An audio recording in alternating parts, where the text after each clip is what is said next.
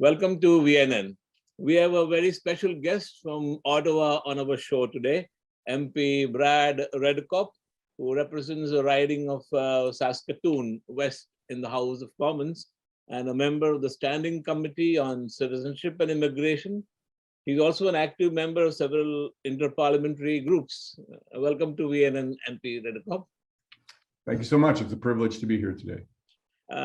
You just introduced Bill C-286 to help skilled immigrants. Can you elaborate on this and how will this help Canada? Absolutely. It's an important bill that's needed in our country. We've all heard the stories. I mean, I see it almost every week when I'm traveling here in Ottawa. You see doctors driving taxis. You see engineers that are working as janitors or nurses working as babysitters.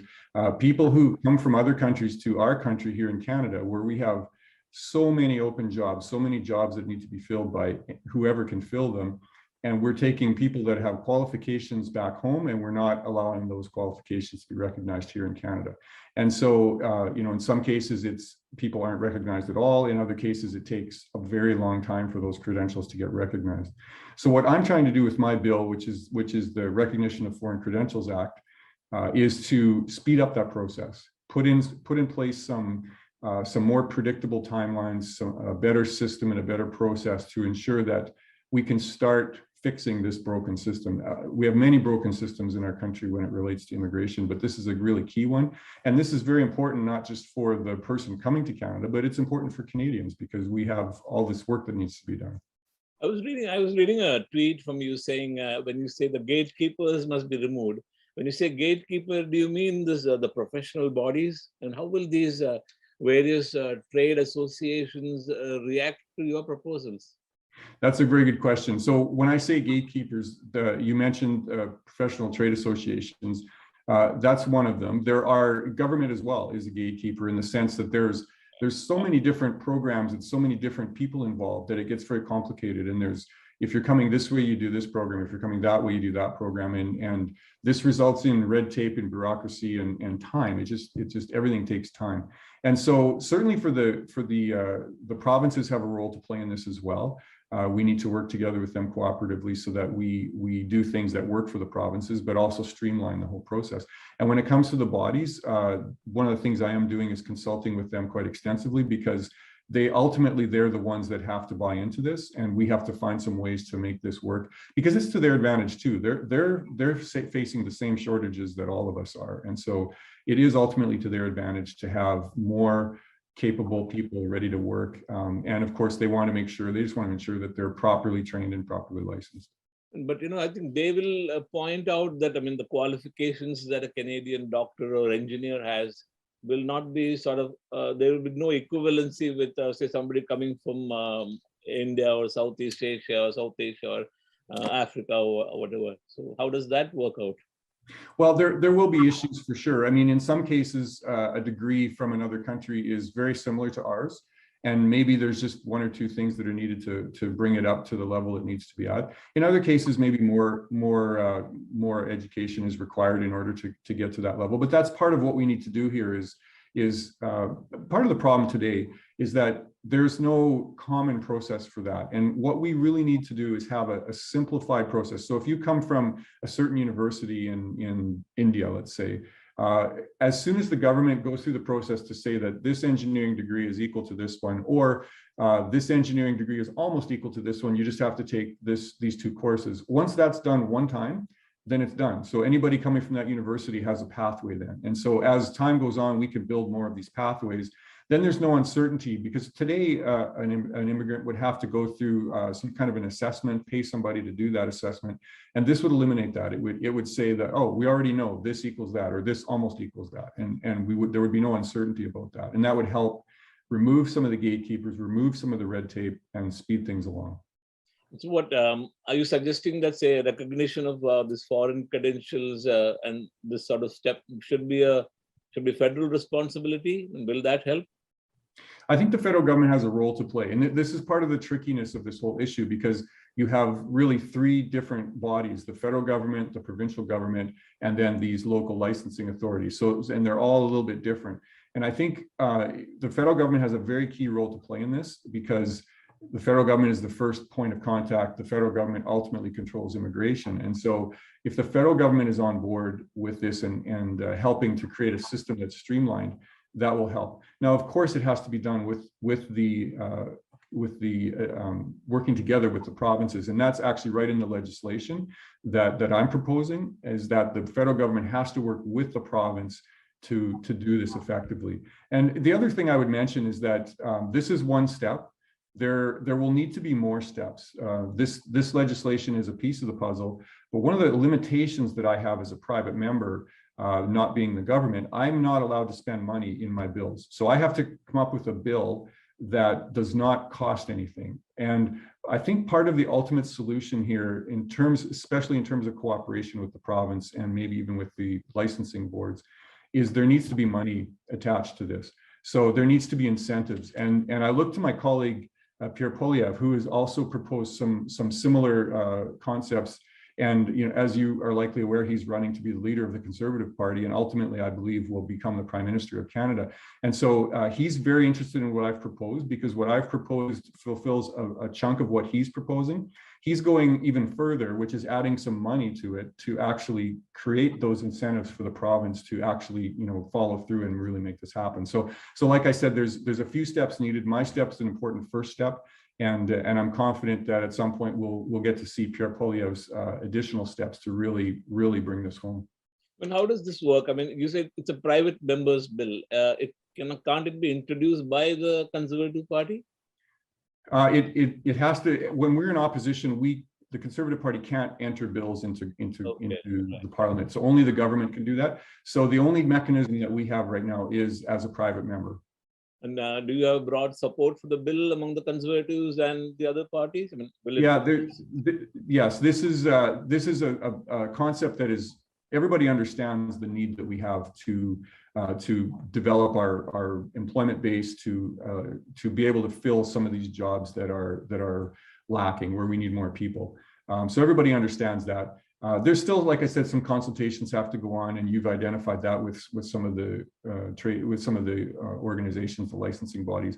But I think everybody universally agrees this is a problem that needs to be solved. So it's just a matter of coming up with the best way to do it. And I believe my bill is a very important first step in that.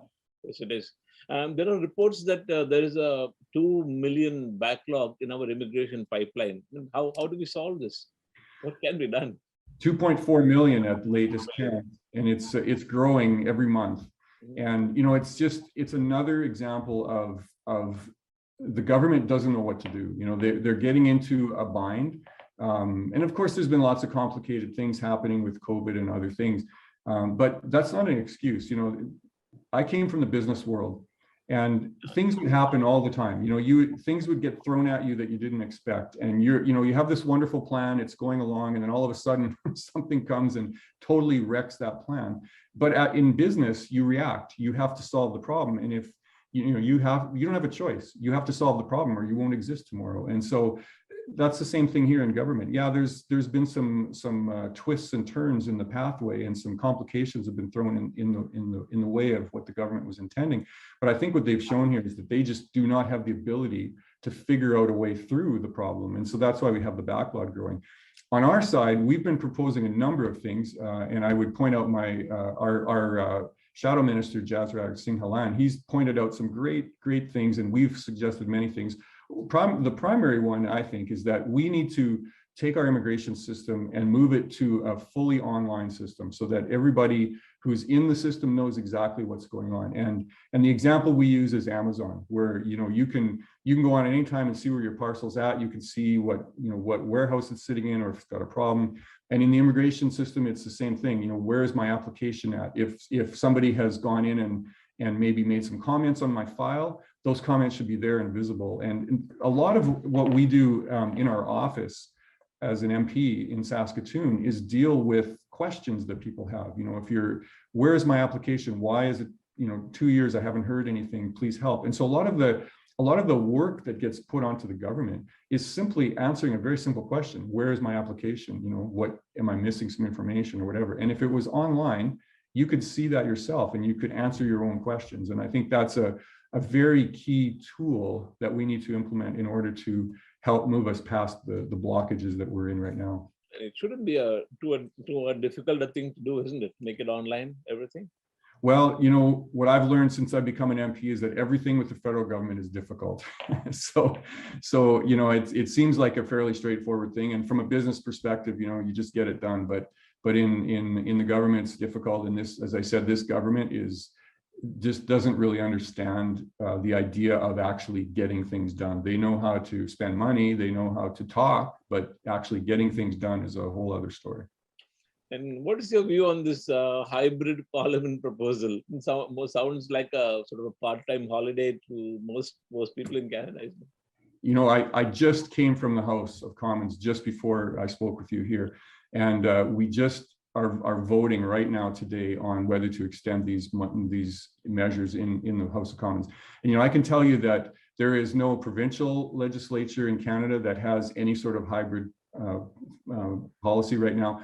There is no country in the world that has a hybrid policy like this that's going on. And England, the United Kingdom, who is the mother of our system, they aren't doing this. So this is uniquely Canadian. It's uniquely liberal. My thoughts on this is that I believe that it's being used by the government to dodge accountability. We ask questions of ministers. Where is the minister? He's not in the House. He's up on this screen, and he's answering his question from his home or whatever. And the real problem here, that the thing that bothers me the most, is that I expect that from the Liberals. That's what we've seen from them for years. But it's the NDP who are frustrating this whole process, because they're the ones that are supporting the whole thing. And so while the Liberals are at least attempting to answer questions, although they never give us answers, the NDP, where are they? They're not doing anything. They're the ones that aren't showing up at all. So to me, that's very frustrating. And we don't want to see the return of hybrid parliament, but the government and the NDP with them are pushing for one more year because, I don't know why. It's very confusing. So, I guess we want to be the world leaders in being scared of being in person in Parliament. Do you want to tell us something about the vilification of Canadian ranchers? I mean, Saskatchewan is your state. Won't farmers in Saskatchewan be affected by this new rules? Yes, for the meat labeling. It's a very strange rule too, to somehow all of a sudden decide that having ground beef is bad for your health. Very, very bad for our farmers. Absolutely. There's been a lot of outcry on that. Other countries have done similar labeling, but they have exempted raw meat, because raw meat is a staple food, something that we need to eat. And so, yeah, this is a big problem in Saskatoon and in Saskatchewan. We have a lot of farmers, and it's definitely a big issue. The same thing, isn't it? First it was the oil sands, now the farmers. I mean, where's it going to end? Well, that seems to be a pattern in this government where if they can do something that attacks Western Canada, they'll find a way to do it, whether it's targeting legal firearms owners, or targeting our farmers, or targeting our oil and gas, as you said. And in fact, all our resources have been targeted by the government with some of their bills. And when I look at Western Canada, you mentioned farmers, and I'll use them as an example. Farmers are environmentally friendly to a T. I mean, their livelihood depends on their use of the natural resources, and so they care more than any of us about the state of our lands and our air and our water. And so, I think they often feel very almost insulted that the government says they're not doing enough, or they're not doing the right things, and they just shake their hands and go, "This is our life. Like, we live on the land. This is what we do every day." So yeah, it's very frustrating. You are a member of many interparliamentary groups, and are these groups active? And yeah, absolutely. Some of them are more active than others, but I look at my riding in Saskatoon, and Saskatoon as a whole. 15, 20 years ago, there was a relatively small percentage of the population who would be from, more recent immigrants from other countries. And in the last couple of decades, that has just blossomed and ballooned. And so it's wonderful in our city now, especially in my riding. I'm kind of in the heart of it. We have probably Filipinos would be the #1 group that we have, but we have a tremendous number of South Asians, a lot of Bangladeshis, Indians, Pakistanis, all kinds of people. And the beauty of it is that so much of culture revolves around food.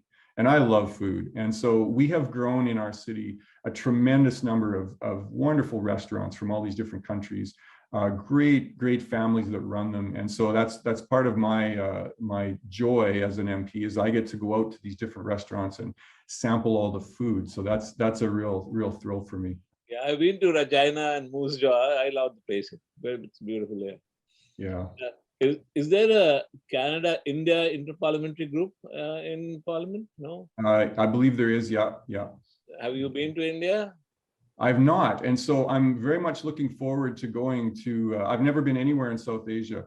And so I'm very much looking forward to hopefully going on a trip at some point. I know lots of people have suggested I go here, I go there. And at this point, I'd just be happy to go anywhere. I love the culture I'm seeing here in Canada. So it really makes me want to see what it's really like back home. Yeah, I mean, one of our best prime ministers has been Stephen Harper, and he is a frequent visitor to India. Yes. Participates in many discussions, and I think he's on the board of several think tanks. And yes.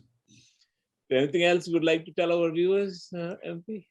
Well, I just want to say that I really appreciate all of the newcomers that have come to Canada, whether you came last week or 30 years ago or even longer. My grandparents were immigrants over 100 years ago. They came from Europe. So I'm I guess, 3rd generation immigrant in Canada. We're all immigrants, regardless of who we are, unless you're a First Nation person, you were here originally, but the rest of us are all immigrants. And so I welcome them. I really enjoy spending time with you. And I'm amazed at the work ethic and the amount of, the way family works together. And this is where, I often talk about values and how, as a conservative, our values align so closely with immigrants, with newcomers to Canada, on things like family, on things like the ability to raise your children the way you want to raise them, which gets into freedoms, which is often why many people choose to come to Canada, is to escape some of the problems that are there with freedoms. And we have the freedoms in Canada that we need to protect. And the other side of it is the ability to run a business, to be able to earn an income and actually keep some of that money for yourself and not have the government take all of that away. Those are all values that conservatives hold very dear. And I know from talking to newcomers that those are also shared values. And so I appreciate that, and I really do appreciate the vibrancy and the all of the good things that different newcomer groups bring to Canada. And it really makes our country a better place to be. And I'm honored to call many newcomers my friends these days. Thank you, MP Redekop, for taking time to talk to us. It was quite an insightful conversation. Thank you. Thank you so much.